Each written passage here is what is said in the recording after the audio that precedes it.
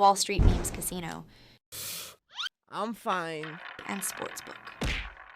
Get a sign-up bonus of 200% up to $25,000 when joining today. Sign up now. Terms and conditions apply. Vote for IFL in this year's Sports Podcast Awards.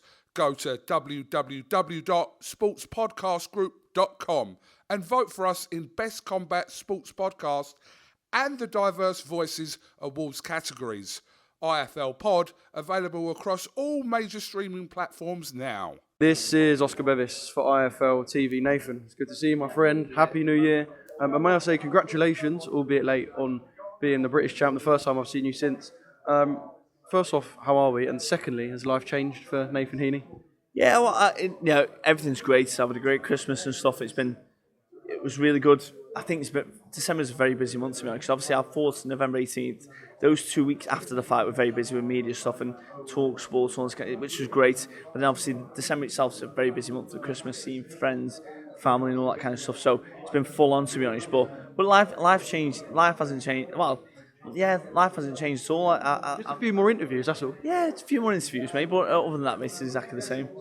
It must be brilliant, and you must be enjoying it so much. You mentioned the likes of Talk Sport. Like, obviously, as a football fan, the sort of thing that you'd flick on and listen to their opinions, and now you flick it on and you're speaking on there. Yeah, it's it. Like every morning, like when I take my daughter to school and stuff, Talk Sports on. So Alan Brazil and Alan McCoy and that. It's and obviously Laura Woods back in the day, but obviously she's now with TNC Sports, so it's quality. But yeah, it's just been nice. But obviously it's funny because you were the first ever interview I had for IFL 4 years ago when I boxed at Birmingham.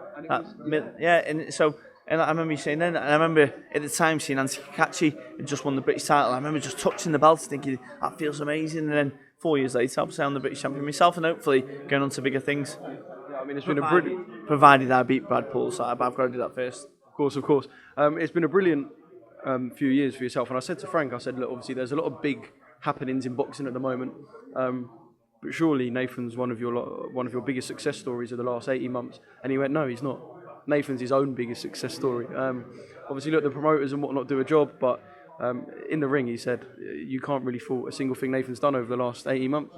Yeah, no, thanks, great bloke. He's looked after me all the way through, put me on great platforms, great shows, and yeah, it's been phenomenal. Like in my city, have just created some of the best shows in the UK, to be honest, over the last, like say, 18 months, maybe even, well, bloody hell, even 4 years ago, I took 360, I was a little float. I was afloat and they created an amazing atmosphere there, so it's, yeah.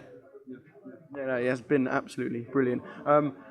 How many times have you watched the fight back with Denzel? Are you a proper reflection person, or are you, look, I've done it and now I move? I've watched it too many times, to be honest. At least I haven't watched it. There's nothing wrong with it. I don't think I've watched it for the last 2 weeks, which is good, because I watched it every single day for about a month, and I thought to myself, this is a bit obsessive now, I need to stop watching it. But I just loved it. I was watching the things I was doing and stuff, and just how fun and as well, I like looking at the reactions of the crowds. So I watched it that back so I can watch how people react and stuff. And yeah, no, it was good. But I haven't watched it for a while.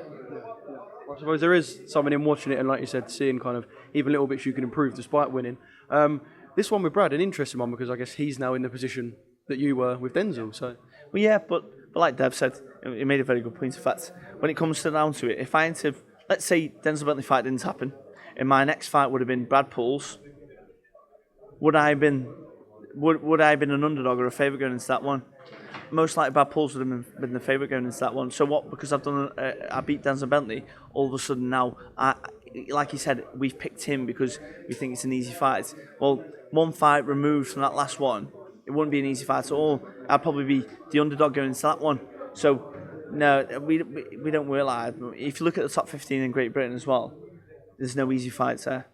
And I think he's 12th or 13th, and he's the English champion, and he hasn't got a promoter outside externally to Frank, like for example Wasserman that he was signed with before. He boxed on a boxer's show before, which makes it a logistical nightmare sorting fights out with different fighters. He has done very well for himself to pick up the English title, Brad. He's got power behind the fist. I know he's kind of got that dogginess in him in the ring as well. Are you expecting it to be like a very tough physical fight? Yeah. Well, I know he'll have underrated skill in terms of the way he holds his shape and the way that he moves his head and stuff, and he's got a very good jab as well. So it'd be interesting to see how I apply himself in the fights, how he applies it. I'm always ready for a very hard fight anyway, regardless. Steve wouldn't let anything any less than being fully prepared for that anyway. So, yeah, we'll soon see on the 16th of March. Yeah, 16th. Yeah. No, yeah, going to be a wicked night. Obviously, your tunnel vision for that, but I've got to ask just before I let you go. You mentioned Eubank and Stoke, or was it Dev who mentioned Eubank and Stoke? And you just said anyone at Stoke. But look, all I'm saying is Eubank, Stoke. That's the one that got a couple of us looking around and going, yeah. Yeah, well, it's when fighters call out, like for example me in the past, fighters call out me or they've called out me, and it's to benefit them. It's not to benefit me. Like, do you know what I mean? It's for them to beat the Stokey and get this platform. And whereas if I'm calling Eubank out, this isn't just to benefit me, which Frank had sort of fights at the ground out anyway, regardless of whether Chris Eubank's there. But it also benefits him. He's on a massive stage in a football stadium, and yeah. So it's not like I'm just calling him out to say, "Oh, I want to fight Eubank because he benefits me." Frank could sort that out regardless. But it would be great to have him as a dance partner in the opposite corner, because it would make for a very good.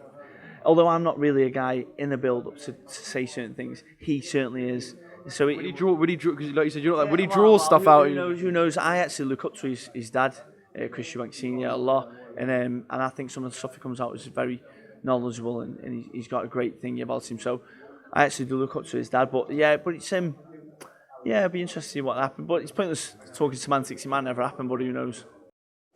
Wall Street Memes Casino, I'm fine. and Sportsbook. Get a sign-up bonus of 200% up to $25,000 when joining today. Sign up now. Terms and conditions apply. Vote for IFL in this year's Sports Podcast Awards. Go to www.sportspodcastgroup.com and vote for us in Best Combat Sports Podcast and the Diverse Voices Awards categories. IFL Pod, available across all major streaming platforms now.